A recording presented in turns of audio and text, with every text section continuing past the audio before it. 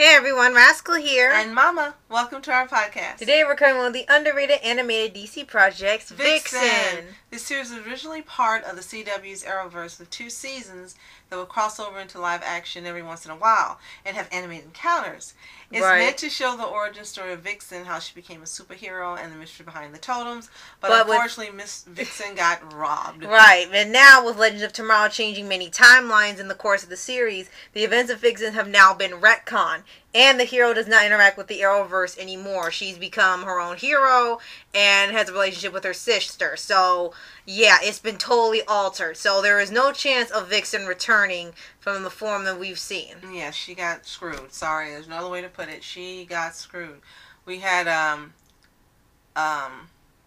what's her name? Megalyn EK is what she normally calls herself.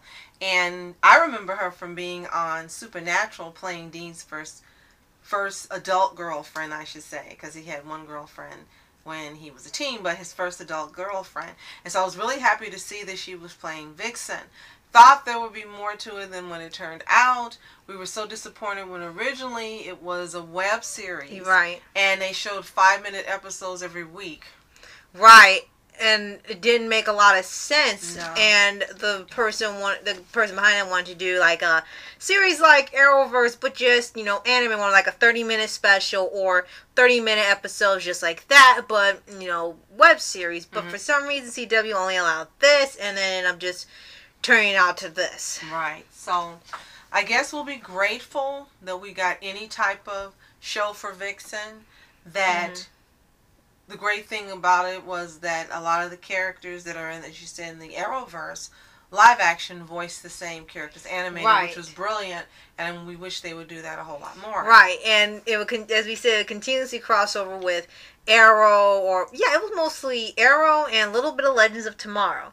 Arrow first time, and we love the joke where it said, "How did you two meet?" And Arrow says, "We've had an animated encounter." And but no one says that, so we know the joke. Right. Okay, and they actually had her in the costume.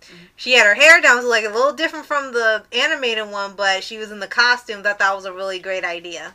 So, in this one, she differs quite a bit from the version we've seen in the Young Justice. Not Young Justice, I'm sorry, in Justice League. Close. Justice League, thank you. In Justice League. She looks different and she acts different. So they pretty much made her, in this version, a distinguished character for this particular universe. Yeah. Like we said, it has sort of a different backstory. We're getting history on the totems that she uses to have the powers of all these animals from Africa.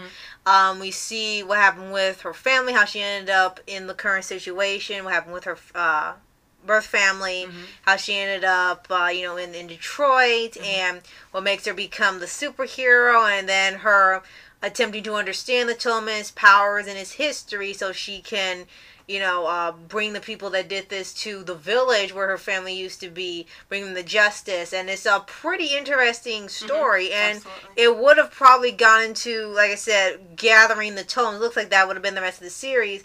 Gathering the totems and keeping them from the wrong hands, because as soon as they do, people use them for evil. Right. Now, one point I'd like to make, Netflix, Saint Seiya reboot, if you want to know how to take a whole lot of info, put it into a short series, give a lot of backstory, and make it cohesive, watch this, and then you'll know what to do with Saint Seiya for season 2. Because with the limited time they were given to do this, they managed to make it such a full story. The characters even seemed developed, and you really cared about everything that was going on because you got enough information and development. Right. And I applaud that they put a lot of care into the writing, so this wasn't something that was a touch and go where they just did it, got over with, and then moved on to the next thing. They were really, excited to do something like this and bring the character to a spotlight rather than just a side character or being in the show but not nearly as enough attention as you think she would get. So it was a great idea and a great effort, and it's unfortunate that it stopped and now retcon thanks to Legends of Tomorrow. It seems like, for Legends, they kind of replaced her with 2 different characters. One is her grandmother or great-grandmother that had the necklace first. Right. And then later Constantine, who became a permanent member of Legends and did so well with fans and was very loved by fans that he ended up being pretty much a permanent member. Mm-hmm. Now, for those who are purists, it's great. Megalyn Kanoke, I think I pronounced it correctly. As you can see here, she has an African name, so they actually had an African voicing the character. So that was a great thing. As we mentioned, the CW characters did their own voices. Right, that was a great idea, but we will say they did take liberties with their own designs.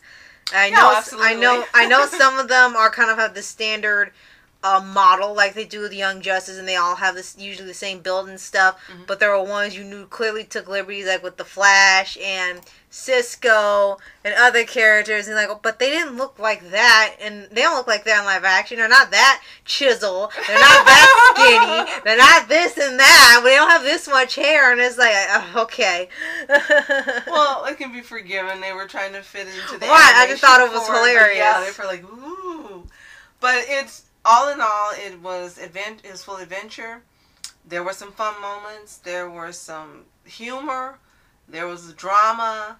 It wasn't too graphic in terms of being violent. That is true. Bloody. Compared to the live action shows, this was actually very tame and very little blood compared to the other shows. And a lot of times when they do tend to have an animated show that deals with Africa, or a comic like with Batwing and so forth, there tends to be a lot of violence and blood.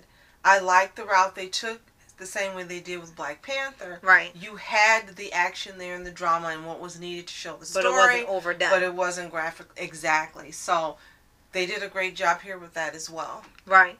So if you have not seen Vixen, you definitely should check it out on the CWC to see if they have it there still.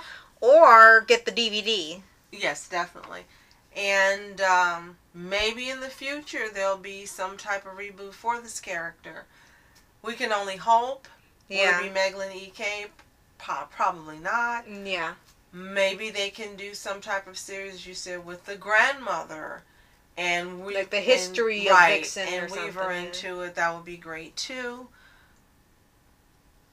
Would have loved another season. Would have loved to have seen a live action, because we thought that's where they were going to go when she made the appearance. Right. We thought it was going to go there. Right. Until Legends, then it was like, oh well. Right. So, and then I know for sure the actress herself, she was in the new, I think it was Damien. Yeah, TV series like on NBC, which was short lived, and then she went to the movie with the. That we saw on Netflix with Star. You know, I'm going to call her Star. I think, yeah, it she was in that movie. Is it Step It Up? Or something. Well, some Netflix movie had to do with step groups. Mm-hmm. They were like those clubs at the colleges or something. And she was in there with Star, and that's all I'm going to call is Star. And it was for us, it was hilarious. And now she is in another TV series that's on Fox. So the chances she'd be available to even do anything if they decide to reboot, probably slim to none. But it'd be great if we could actually see this character come back and be a part of the universe officially, and not just make a guest appearance and disappear. Right. So if you have seen Vixen, and actually being surprised because we know that this didn't get a lot of publicity at the time it was out, which is very unfortunate considering how all the other shows have been doing in popularity. If you have seen it, please let us know what you thought of the show or movie in the comments, because we would like to hear from other fans of how this series was for you. Right. If it lived up to your expectations, if it disappointed you in some way, let us know how. And if you are someone who's actually read the Vixen comics, know a lot about her, she's your favorite DC superhero, please chime in, let us know, comment, leave long comments, and just let us know what makes you love this character and how you think they did translating her to this actual series. Right. So, thank you so much for watching. I'm Masco Entertainment. And I'm Mom Entertainment. Have a fantastic day. Peace. And reporters sitting flashing lights, trying to walk around, man, who the hell are you? What you want to do? Well, man, it's on you. Man, it's on you. Hit her in my dreams, she was my queen. A castle in the mountaintops, rivers and streams. What can sunlight from the sky in my pocket. Give it to you later on in the photo